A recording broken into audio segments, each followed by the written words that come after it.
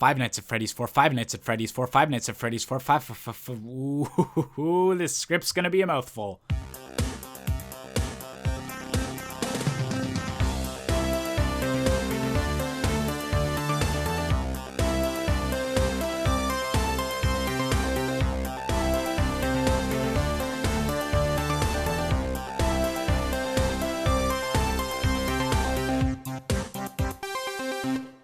Now, I've made it pretty clear that I'm actually a big fan of the Five Nights at Freddy's series. As I explained in a previous video, the original trilogy managed to take YouTube by storm by having their design focused around deliberately making vast changes in between games, so that YouTubers and their audience would consistently be surprised and scared in new ways with the release of a new title. This ensured that the franchise didn't just become a fad and remained relevant in the internet's eyes. But once everyone was done dissecting the hidden lore and secrets of Five Nights at Freddy's 3, I figured that was it. Most of the plot threads had been tied up, the purple guy's story had been more fully explored, and the third game's mechanics had grown so complex in an effort to subvert the winning strategies of the second game that adding anything else to the security camera gameplay would be far too overwhelming. There was simply nowhere else for the series to go, right? Wrong. Because while the original trilogy slowly grew to mess with YouTubers and fans alike, Five Nights at Freddy's 4 goes back to the basics for a finale that tears down every preconceived notion of what spending 5 nights at Freddy's really means. Unlike the other games in the franchise, Five Nights at Freddy's 4 takes place inside a house, which is scary because I live in a house too. Now, I'm not going to get into the plot reasons for this, whether it's a kid's nightmare while in a coma or whatever the current theory is, because I'm more focused on the gameplay. Because what's immediately apparent is what a huge change this new location has on the game's design. Gone are the security cameras, the automatic doors, and the rapid-fire pace of the previous games. In this installment, you are merely a child, armed only with a flashlight against the monstrous animatronics that are trying to enter your room. Instead of being able to instantaneously check where the enemies are, the protagonist of this game is forced to run back and forth to peer down the 2 halls, into his closet, and onto his bed, a process which makes you feel all the more vulnerable as the child will look down at his feet while moving from place to place. It creates a risky tension as you switch positions back and forth, as you wonder whether something will be jumping out at you when your character looks back up.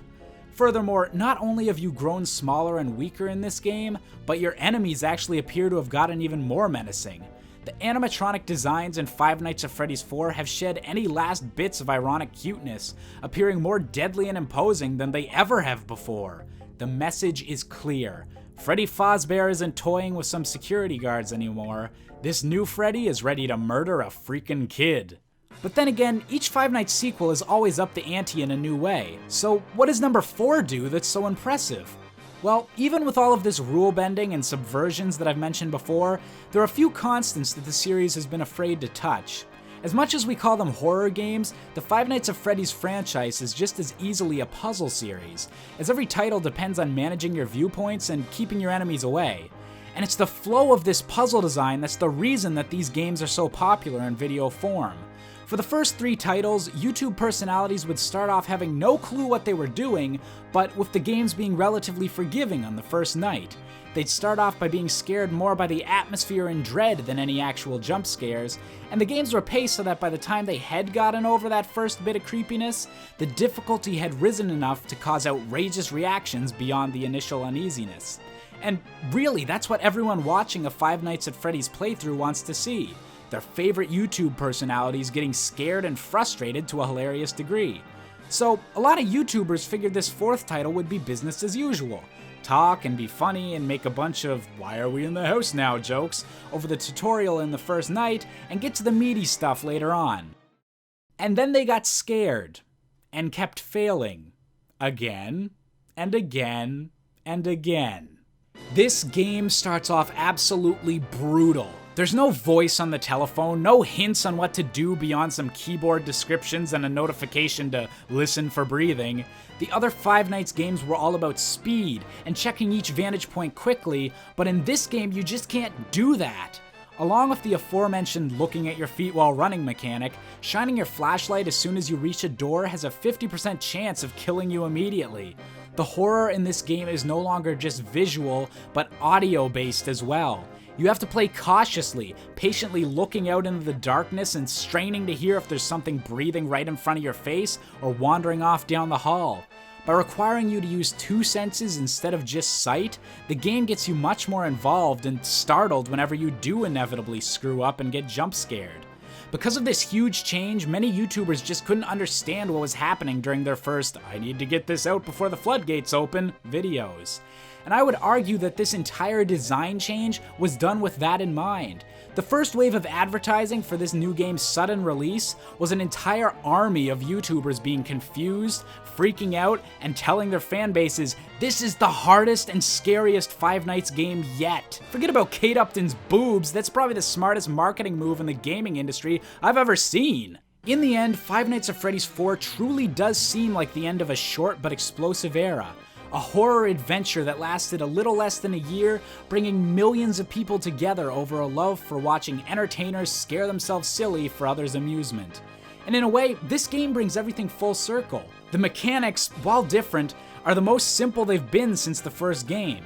There are fewer vantage points, fewer animatronics, but at this point in the franchise, every rule that used to lead to victory has at one point or another been flipped on its head.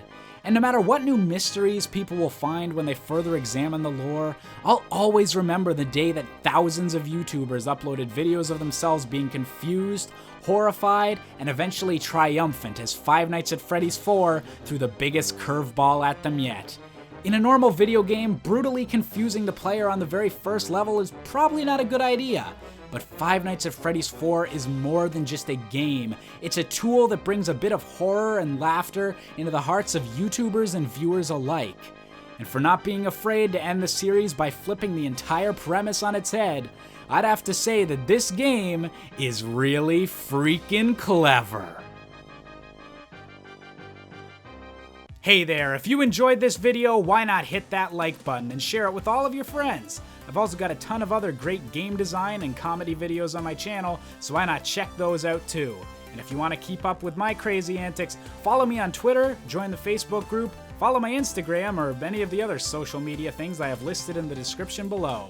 So thank you for watching my video on Five Nights at Freddy's 4. Five Nights at Freddy's 4. Five Nights at Freddy's 4. Five Nights at Freddy's 4. Five Nights at Freddy's 4. Five Nights at Freddy's 4. Five Nights at Freddy's 4. Five Nights at Freddy's 4. Five Nights at Freddy's 4. Five Nights at Freddy's 4.